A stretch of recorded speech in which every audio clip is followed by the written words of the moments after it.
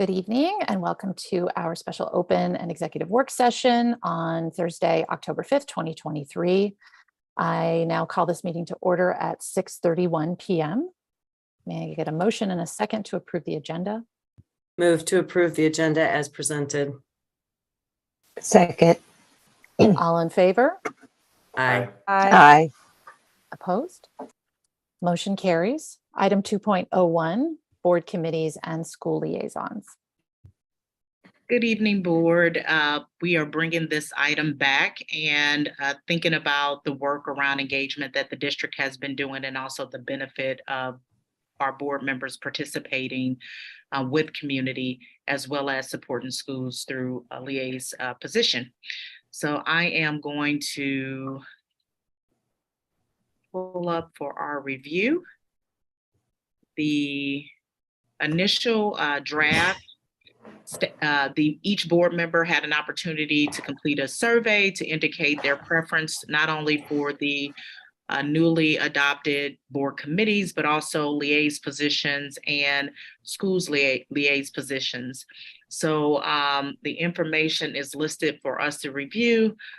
President Withicum, I will turn it over to you to guide us through the discussion. Okay, so I'm just looking in board docs. Do we have the recommended assignments available for us to review in here? So here, oops, I need to share the screen. I was looking at the screen. Nobody else is looking at the screen. Thank you. All right. Can everyone see it? Yes. Perfect. Okay, so this version aggregates everybody's choices that were reflected on the surveys that we all took. So the parentheses indicate whether it was your first or your second choice. So here's where we stand for the board committees. And then Dr. Jameson, if you want to scroll down and let us take a look at, these are the groups with board liaisons.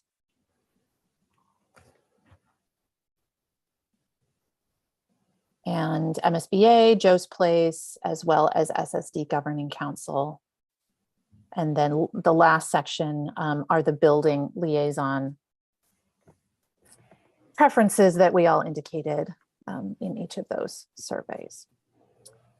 So a couple of goals we wanted to achieve with this would be to give everybody at least their first or second choice in each of these assignments, ensure that we have adequate coverage between the quarterly, the monthly, and the ad hoc meetings, and not overload anybody too much while we're trying to achieve that at the same time. So Dr. Jameson has gone through and done an initial set of recommendations, and I'm going to ask her to talk through her thinking on some of those. And let's open it up for our reaction to that, because I do want to ensure not only that we're capturing everybody's needs and desires, but also that we are being strategic about our placements and everybody's ability to commit to the time demands. Thank you. So when looking initially at the board committees that we have, I was looking at level of expertise aligned to our board members, either previous roles or the current roles that they have. And so part of the information was also gathered through my monthly one-on-one engagement sessions and the questions that are typically answered during that time or asked during that time by each of the board members. So for our students, which is the Academic Achievement Committee, I initially indicated that Katie would be a good board committee person for this committee because of her experience as a teacher, but then also her work with her current employer when we talk about bringing individuals together to have conversations around academic achievement and her understanding of things like MSIP6, et cetera. So I added Josh to this particular committee because I know that he is interested in learning more about standards, how we track the impact of MSIP6 on the district, as well as how our strategic plan in general and the strategies that are indicated for this particular committee are manifested. So those were my thoughts for the Student Achievement Committee, which is for our students. For our people, I also thought about Josh and his legal background, but then also, Amber, I thought about you and some of the work that's being done currently. And I know that there are several board members who participate in the association meetings, but being the current board president and thinking about retention strategies and some of the conversations that you've had, coupled with the questions that Josh has been asking, I thought would be a nice overlay for that committee. For our community and family and community engagement, I thought about Linda. And so a lot of our conversations are rooted in how do we get a diverse group of people to the table, and then also her ability to bring people together and the network that she has. And then, Amber, you do such a good job in thinking about your strengths finder data that we collected. You are a WAR, and that one is needed currently as we continue to develop relationships within our community around our newly adopted strategic plan. I also thought about both Christy and Linda for our health, that wellness advisory committee. And the reason why I added them both there is because Linda has a lot of experience with a lot of mental health agencies and also connections and relationships, and has some experience in regarding helping our families identify resources that might be beneficial. And then also Christy's current role and how our students who are supported through special school district, and even those who have mental health concerns, she could be of support there. And then Katie and Rachel, just because of the questions that you asked in regards to our current finances and how we're allocating funds, and your sharp eye as it relates to expenditures and ways to actually utilize district funds to support the strategic plan. So that was kind of my thought around placement for those. And I know it's not reflected on my draft, but on the other draft, the one that was actually identified, I did have some other additions to this. So I was working outside of the document that Amber was working in. So those were my thoughts around for our people. I believe, Amber, on your document, we put Brandy on for our health, the Wellness Advisory Committee, and just reminding everyone who's actually leading these management oversight teams that will be paralleling with the board members who will be representing these committees. So for our students will be Dr. Chris McGee and Emily Kreisman, our new director for Special School District. For our people is Dr. Shonda Ambers Phillips. For our community, you have Vince Estrada. And then for our health, you have Vince Estrada and I forgot who's else on that committee for our health. I think it's Vince Estrada and also Emily Kreisman. And then for our resources, it's Michael Dietrich and Chris Hoser. And then the last one that we have, I think, also has a piece around facilities. And with that particular piece, I think those integrated together instead of having two separate committees, which is something that we talked about, a subcommittee off of that we actually run those together because we thought that they were intertwined.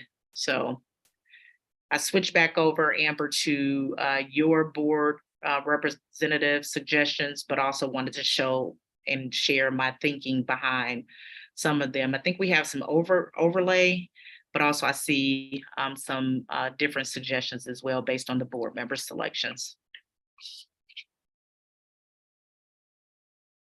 Did you want me to go through the other ones too? Yeah, I think because Okay. we want to just ensure we can Okay. see them all together, Okay.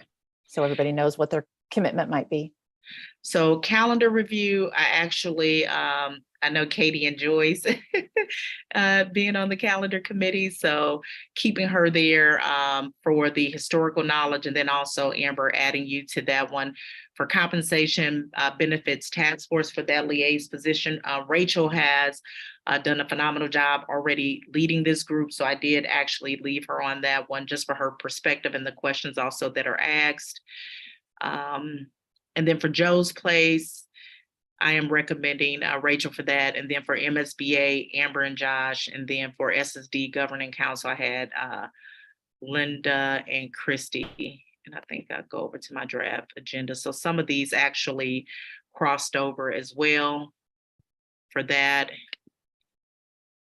And then for the building liaisons, I actually indicated Josh and Christy at the ECC. And my rationale for that is that their learners are at the high school level, and giving them an opportunity to experience the ECC from the lens of board members. The elementary school is one that I wanted to be intentional about who we place there. Although when I was thinking about some other things, I also think that Rachel would be a good person for the elementary liaison too, but I do have Amber and Linda there. And then for middle school, I had Rachel and Katie. And then for high school, I said Katie. And I think my other sheet, I have Brandy. Wrong one. I think I put it on the other. Oops. I think we can just look at your sheet, Dr. J. You don't have to keep Okay. looking back and forth. We have a lot of simultaneous spreadsheets going here. We Um, have access to the original data in board docs if anybody wants to check that. And remind me, what do we think the commitment of time for building level liaisons is? Is that like we're kind of the first folks that get invited if like there's something going on in that building Yes. kind of thing? And the idea, Katie, is to lighten the load, because when I'm noticing from the events, I'm typically bouncing throughout the events, particularly like if we have events on the same night, and then members of my cabinet also participate in events as a means to share the load.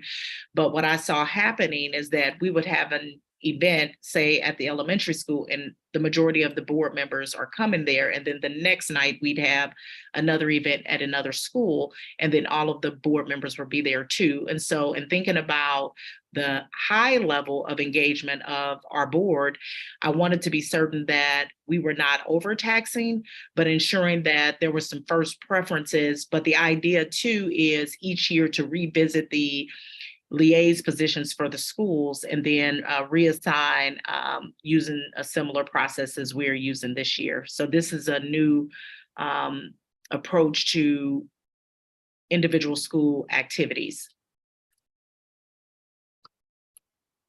I think in terms of intensity of activities at these campuses, I wonder if it makes sense for us to have 2 liaisons at the high school and only 1 at the middle school.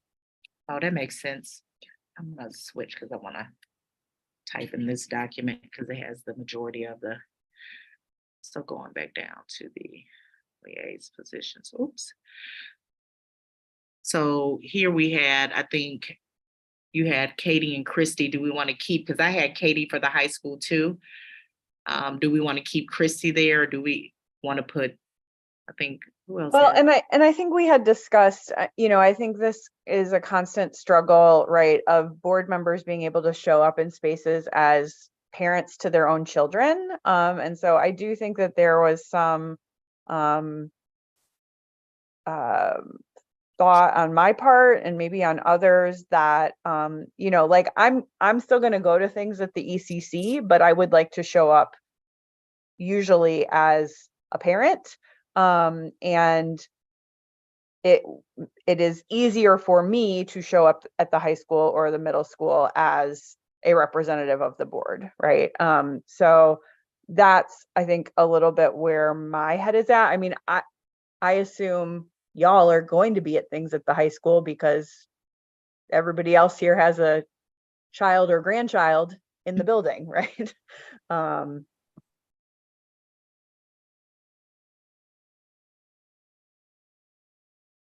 Yeah, so from that perspective, I think we may, because of our numbers, benefit from having 2 at the high school and only needing 1 at the middle school. That was my thinking in making those suggestions. What are you hoping from us in regards to feedback on this?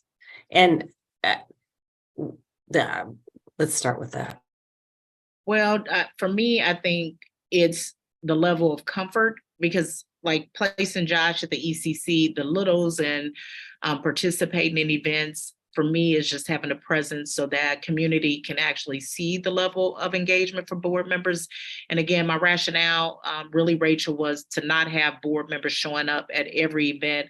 And to Katie's point, and then also coupled with the events that they would actually attend with for our own children, right? So you'd be basically going to all of the school events plus the ones associated with your children. So it really, my rationale was to lighten the load and having an alternative. So it doesn't mean that both Josh and Brandy, for example, would have to show up at the ECC. Maybe Josh is not available and Brandy can go as well, or they both can decide to go, but it does give some flexibility to ensure that there is coverage and support from the board at those events. I think I would like to add, I completely agree. I also would like to have a strong presence, depending on the year and what's going on in every building. I would like to make sure those buildings that need to be showered with attention and affection get that full support from the board. So if I were going to use last year, I would say I want to make sure that we are heavy. If last year at the elementary school was difficult, I want to be heavy on the board presence. I want lots of visibility. I want lots of engagement. I want lots of care and comfort and cradling of that building. And I want that shown through the board. For me, I'm happy to be wherever I'm needed most. I think in my future, because I agree with Katie, I'm mostly at the high school these days, and so I don't need to be at the high school as a, I'm there as a board member, but I happily don't need to be there. For me, I want to engage with those families that I wouldn't normally engage with. I also think we want to be clear that we want to be available to ask questions. So when I think about the ECC, I think of this is our first opportunity to engage new families into the district. And so having a really strong presence at the ECC is really important. So that's my feedback. Aside from who goes where and when and how, whatever you want, I'm good. That was actually kind of one of my concerns about the ECC. And I know that Christy and I had kind of talked about it a little bit. I think maybe Amber was there too when we were discussing it after our meeting with the teachers, how that would be a good springboard for getting community involvement for those people that might not necessarily feel welcome as they have progressed through the schools. And so I thought that the ECC elementary or whenever people are in, coming into the school district that are underrepresented, making them feel at home immediately. And, we could obviously, chat with Linda about strategies to do that. But I would like, I don't see all this stuff as like mutually exclusive, as we're trying to do all these other types of activities, doing everything we can to try to further that goal. One of the things that just as a thought, like we can always revisit this. And I think the neat thing about starting something new, you want to progress monitor to determine whether or not it is suiting our needs. We may try this and the board may say, this is not of interest to us anymore. But I really have been thinking about the number of committees, the number of liaison groups, and I continue to talk about life-work balance, and that also includes members of my board, because you also have jobs and children and lives outside of. So if we are okay with the current assignments, we can revisit this in a few months to say, is this something that's working? What tweaks do we need to make as we move forward? I'm going to make one small suggestion too. Is this for the year technically? Yes, it is Okay. for the year. What I was going to say is that at the end of the first semester, that maybe we would look at switching around the liaisons so that the ECC or the middle school or whoever can then get to know other board members too. Just a thought. They might get tired of me at the ECC or wherever. And you know, that way the board members get to interact with other demographics as well. Just a thought. Thoughts about a semester switch? I think Yeah. I was just going to say, I think it really depends on the lift for that year. If it is a heavy lift year, building new relationships halfway through the school year may feel heavy. If it doesn't feel heavy and we want to add and continue growing those relationships, we go for it. It sounds like this could be fairly fluid, and it could depend on the year that we're in and whatever's going on to determine. You know, we were at this regional meeting last night where there's been 3 deaths at the high school in Ladue, and how they really needed to wrap around the community. When you have that kind of tragedy, you may not want to switch your board members. Like, you may want to keep them exactly where they are for the whole year. But that's an incredibly unique and hopefully limited experience. So I think just being open to the opportunity, or if a board member says, hey, I've spent a semester here, I want to try something different. The connections, I don't feel like I'm doing my best work, or I want to connect differently. I think we can be flexible. Absolutely. I think for this year, we're getting a late start. It's almost the middle of October. And I think we probably want to settle into dedicated assignments, maybe for this school year. I think that's also going to help us assess when we've got a little bit more time under our belt. I think we have a little bit more anecdotal data to assess the efficacy of having these liaison assignments. That's my feeling on it. Katie, I saw your question in the chat around like communication. Can you give me an example of what you're thinking?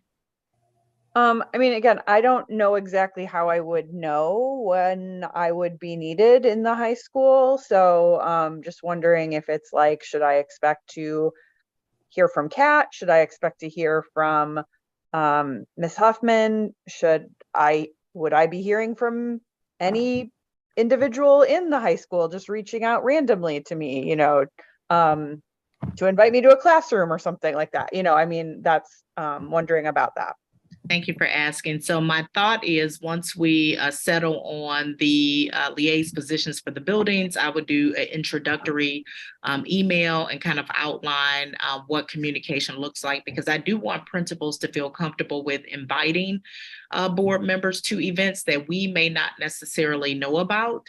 And there are incidents when I think about McCullum, when he does his pitches, those aren't typically things that would be scheduled like the things that are on the district calendar. So having those individuals to feel comfortable with reaching out and actually saying, we have this event, or would you like to sit on a panel? For example, Christy sat on the PTO's panel on mental health and supporting children. And being able to be invited to things like that, I think will be critical so that community and the school can see board members for the talents that each of you bring, but also for things that we may not have necessarily considered. So my aim is to send an email kind of outlining, making an introduction, letting each board, each principal and board member, or principal at this point, know who their board liaison is, and to kind of outline, you know, what communication should look like, et cetera.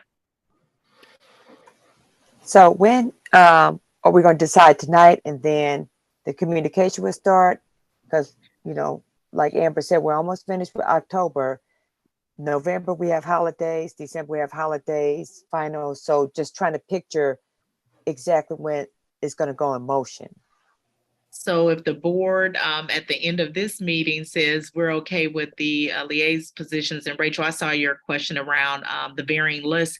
I went back to this one because Amber's had more detail, and mine was actually kind of thinking through, and it didn't include all of the pages. So I didn't populate all of the worksheet pages. I just populated the first page of the sheet because I was thinking about where I thought individuals would be. And I was more specifically looking at the committees for the building liaisons. I was thinking about conversations that I've had with each individual board members regarding not having to show up, I guess, in spaces where they're already spending a lot of time, to Rachel's point about, you know, being at the high school.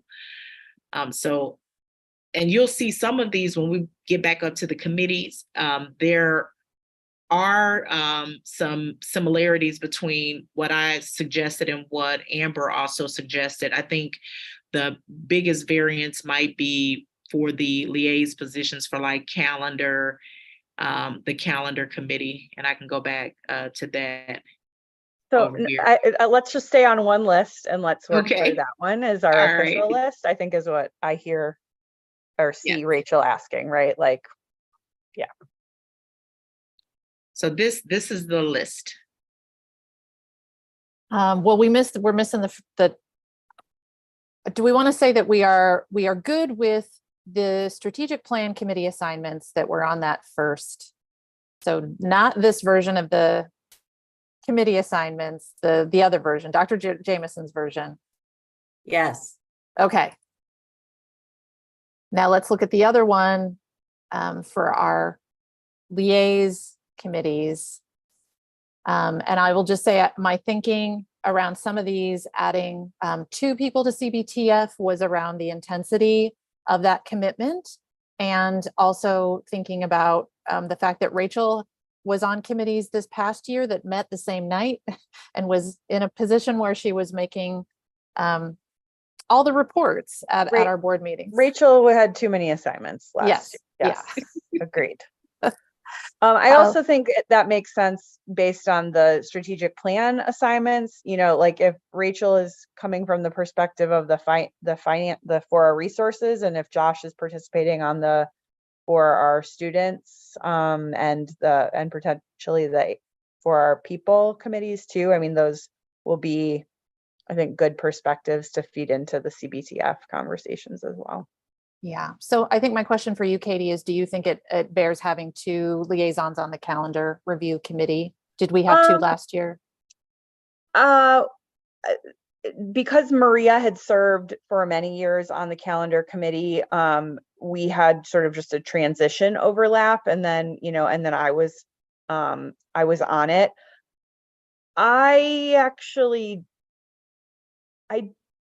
I should tell you, I was actually on it with Maria, and I was never invited. Okay. So I never attended. I don't have a problem attending. I don't actually think we necessarily need more than one, as long as like it always works out for me to be able to attend. Because I do think it is something that we need a consistent presence at, but we don't.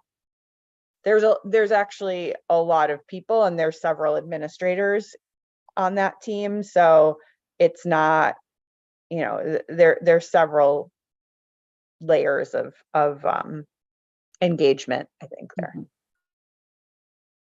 Okay, then we may be comfortable with the number of people we have in terms of coverage in this category. in terms of where we need one and where we need two. Yeah, my one other question is, I'm not sure if Christy is eligible to serve as our SSD governing council alternate, given she's employed by SSD. I don't know for sure if that's a conflict. I can check with Dr. Keenan. I'm actually meeting with her tomorrow.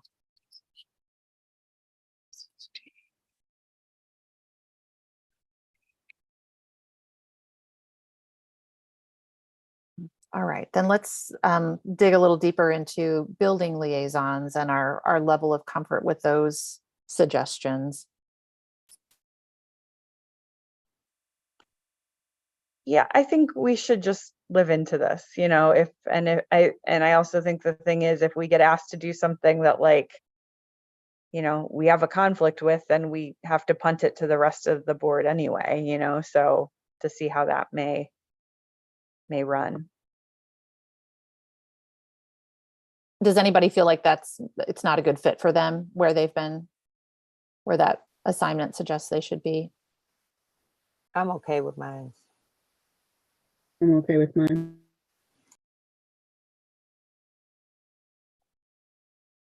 Okay. Well, then I think between our two spreadsheets, we may have come to some consensus. So we'll consolidate all of that into one, make sure that that's accessible and available to everybody. And Dr. Jameson will communicate that to the staff coordinators so that we can be added to all of the necessary calendar invitations.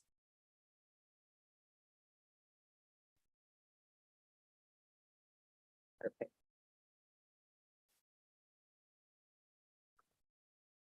Next item. All right. Okay, so sorry, but back to the previous item. So we will be, so groups are already established. We will be added to email lists to know when those are being scheduled by district staff who run, or other outside nonprofit or district staff that set those meetings. Our liaisons, Dr. Jameson is going to make email introductions between the liaison and the school building leader.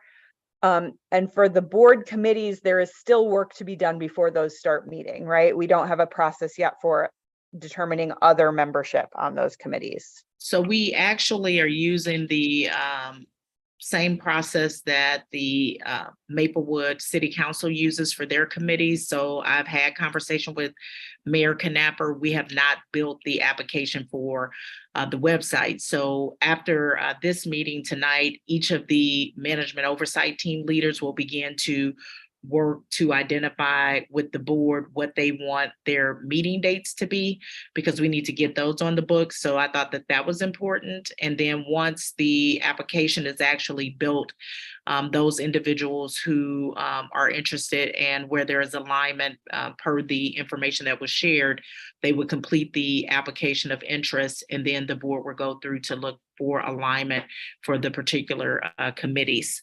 And then were some who, and one of the things that I was talking to someone about, because they had mentioned someone was interested in for our resources. And I said, well, it seems that that person probably would be better suited for our community, and kind of explain why. And so that's something that we've been talking about as well. So there may be individuals who are interested in a particular committee, but would be better suited somewhere else, and asking or inquiring if they're interested, if the board identifies them as being a candidate to join a committee.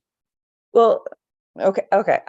There was a lot in there that we're going to actually receive some sort of detailed information at our next work session about the process for bringing parents and students and other community members onto these 5 board committees. Yes, as well as the meeting dates. So the leads for each of the board committees will bring that too. Okay. All right. And then we'll be doing, after that work session, and we've clarified all that, then we will open the application, make that available, start that process, and notify our community. Okay. Yes. Thank you. Okay, we'll move on to item 2.02, which is hopefully our last version of board protocols and norms, but still opportunities to edit and refine. All right, so a lot of the beginning of the document is the table of contents, the first one, and I was looking at the norms, wanted to put the norms back up for the full collective board to review, keeping in mind that we initially had a longer list and Amber went through, synthesized, and actually had a small group of board members to identify where there was overlap, also while trying to capture some of the things that we thought were important as we looked at the norms. Try to make sure we can see them all.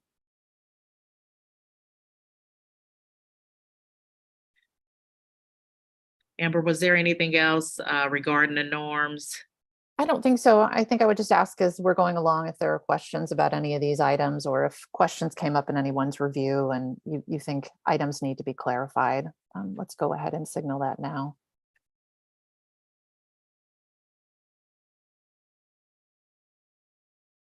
So the information for the mission, vision, core values comes straight out of our strategic plan.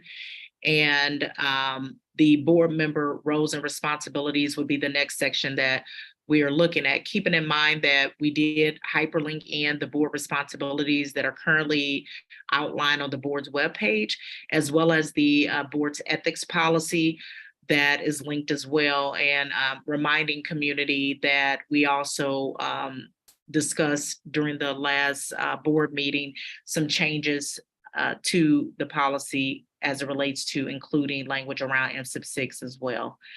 So these are the board member roles and responsibilities. Just open it up for questions, or is there anything that the board would like to discuss or make changes or modifications to? I'm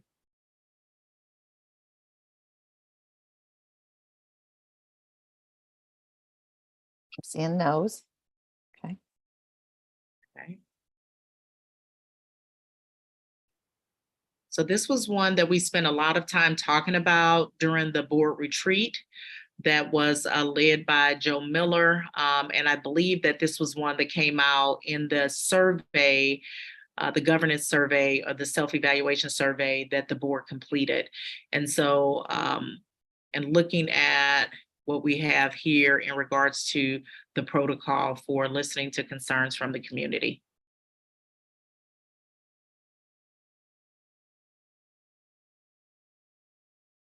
And keep moving. Okay, perfect.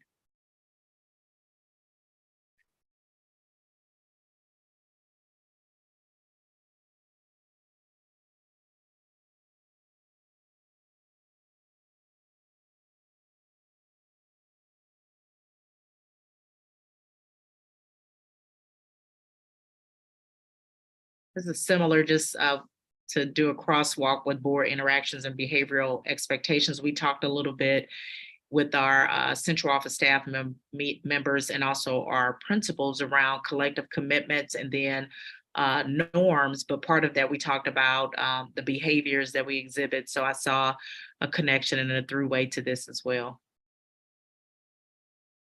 Any questions or thought about board interactions and board behavioral expectations? Let's go on to the next section. And I had a conversation with another board member before this meeting about what we mean by no surprises, and how we would define that. I think I just want to open it up to a couple of other board members if they have thoughts about specifically how we would define surprises in this context. In my definition, it was bringing things forward during a meeting that are not prepared on the agenda, or introducing new items that have not been scheduled to be part of the conversation. I agree. I think we're not going for gotcha moments, that our meetings are planful, not to hide, but to be clear, and that the purpose is not to catch someone doing something poorly. It's to be able to say, hey, here's issues that we want to bring before the board and bring as much information and clarity to that issue so it can be discussed thoroughly.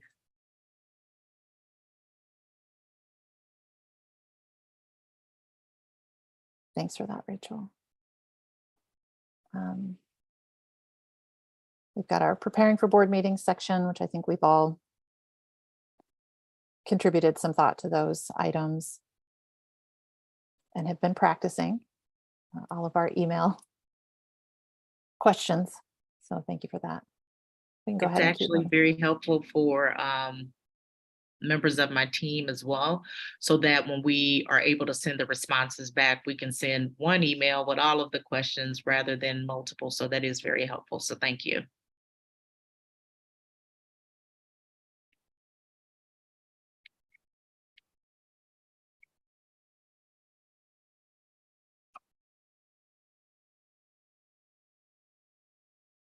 Next section is board requests for information and questions.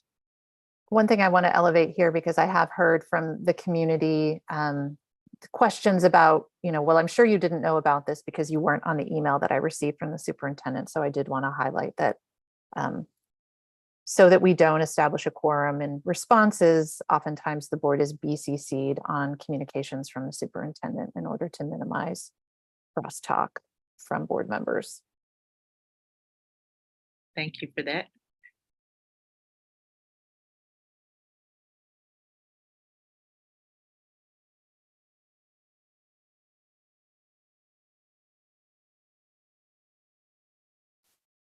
We can go ahead and move on to placing items on the agenda.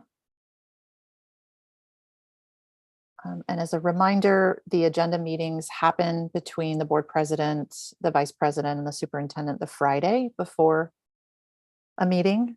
So if we know before that time whether individual board members have a request for items to be added, we can incorporate that in our agenda planning meeting for that meeting.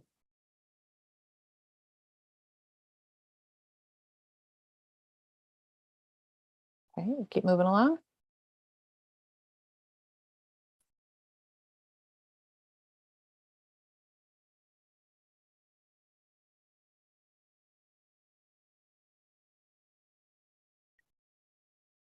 I think this is probably not where this goes, but I just want to highlight.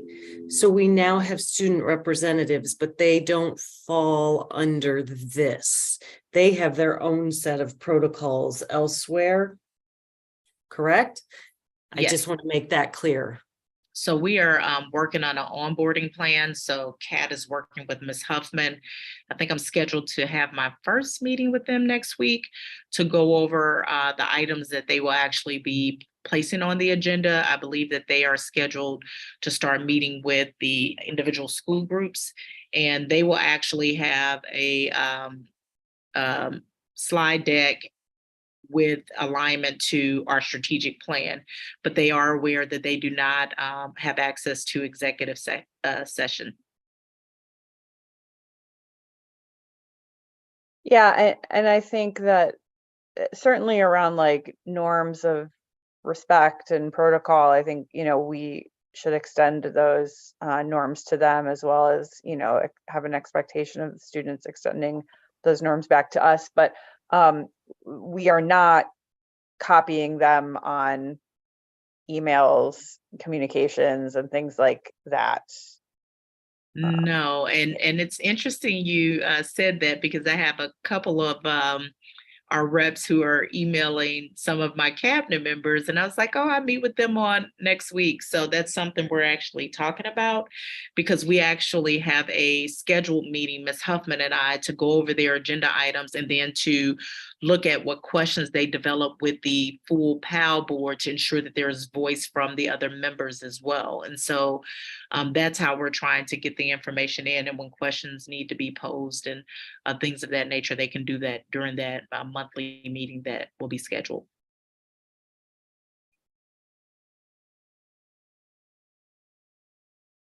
We'll go ahead and move on. Well, just to back up for a second, and I apologize if this has already been covered, but we I think it's important that if they do try to put something on the agenda, that we're working through and explaining why it may or may not actually be something that would be like appropriate for the agenda. Um, so that, I guess as they're onboarding, they understand, this isn't a free for all. That I don't expect that they would be doing this, but it isn't, like, where you air anything and everything that you might be concerned about. That, there are certain categories of things that we're absolutely not going to be able to put on the agenda. But yeah, anyway. That's a great point, Josh. And I actually met with Katie and Abraham and Ms. Huffman, I believe last week, and we spent some time talking about what they can place on the agenda. And part of that meeting that we have monthly includes Ms. Huffman and I reviewing what they want to put on the agenda. So, part of the conversation is that they're not only representing the high school, but they're also representing the other 3 schools as well. And so they have to ensure that they're sharing information from those schools in addition to, and then helping them to understand how they go about asking questions. So the conversation I had with them was, what does it look like from a governance and policy standpoint for them as student reps, and how do they begin to become familiar with policy? So that's something that we're going to spend some time doing with them as far as like bylaws. And to your point, Katie, about extending norms, we are providing them with Robert's Rule of Order books so that they can become familiar, in addition to going through how they would establish their agendas. And then they should by now be identifying their secretary and some of the other roles. So the goal is to actually have them, as much as possible, follow what's already been laid out by the board, so that there is some parallel there.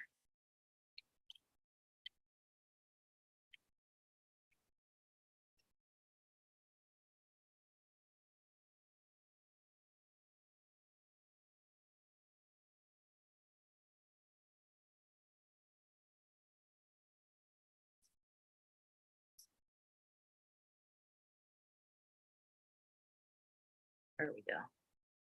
Try to get them all. Can everyone see the Yes. board discussion during meetings? I was trying to get them all on one page.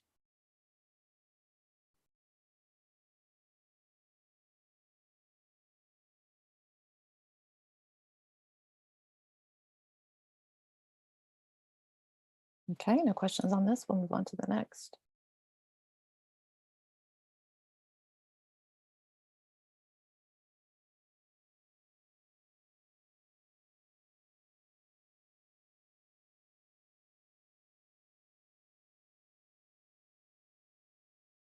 I'll point out that in the speaking with one voice section, we did include the time parameters with which we'll be responding to emails to the public. One kind of barrier that we've encountered around allowing individual board members to weigh in before the president responds is that we cannot use shared documents in order to do that. So I think we probably need to place an expectation that once you read the email, if you have feedback about what you would like the response to be, that you'll need to send that feedback directly to the president at that time. Unless we can devise some other shared editing and review solution, but it doesn't sound like legally that's something that we're able to do. I think one of the things we're exploring, and actually Kat and I talked about this yesterday during our check-in, is whether or not, and I don't want to call it a committee, but if we had 2 to 3 board members who would work collectively on responses versus having the full board. So I plan on following up with Cindy to see if that is acceptable.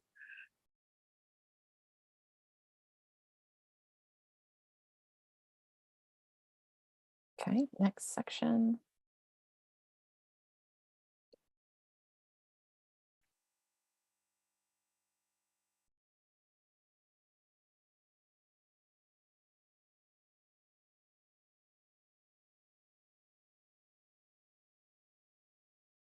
And we've got a new section that's different from the the model that we worked off of, which is engaging district staff.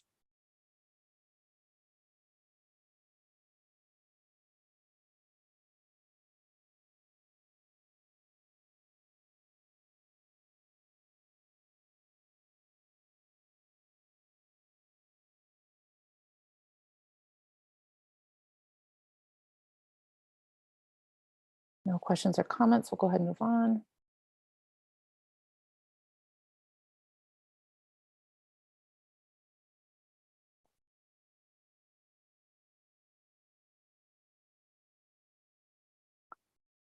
I'll signal in the continuing education for board members section that we massaged the language to note that board members will be invited to participate in MSBA related activities, but it is not a requirement or even an expectation in some circumstances.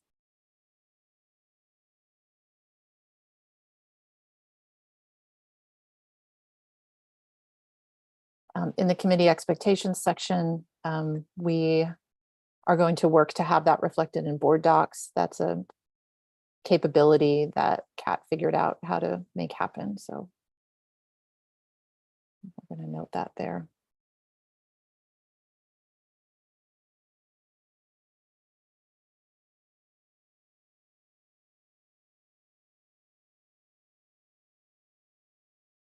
And then some of the prefatory content that was included in the last version is now part of the index.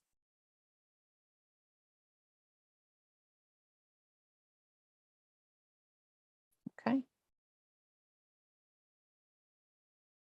Amber Thank did a you. great job of taking all of our thoughts and questions, concerns and ideas and synthesizing them all together. I think this is, while it's a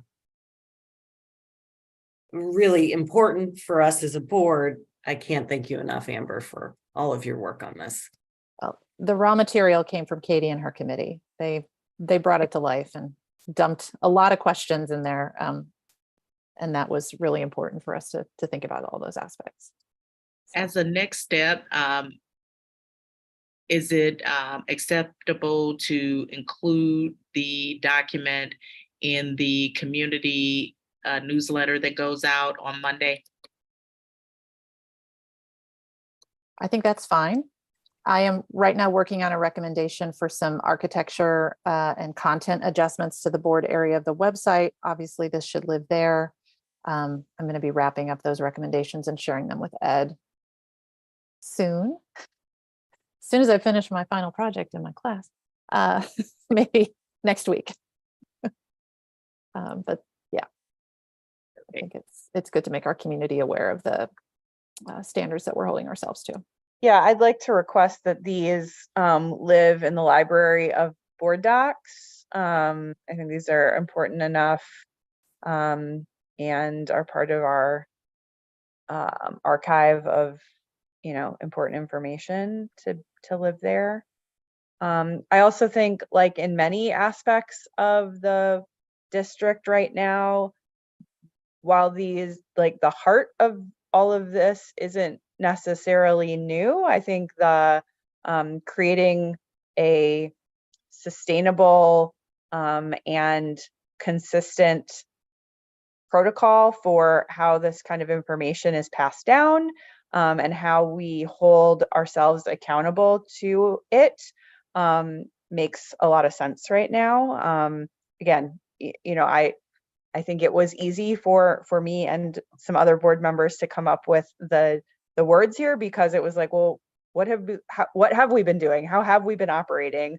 But it is really this this level of kind of, we've gotten to the point of maturity of having to really have this codified in writing, and I appreciate that we're all leveling up in that way.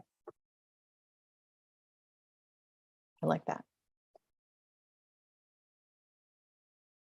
All right. Well, if we have no other discussion, we will go ahead and move on to a motion to enter executive session. If I can get a motion for that.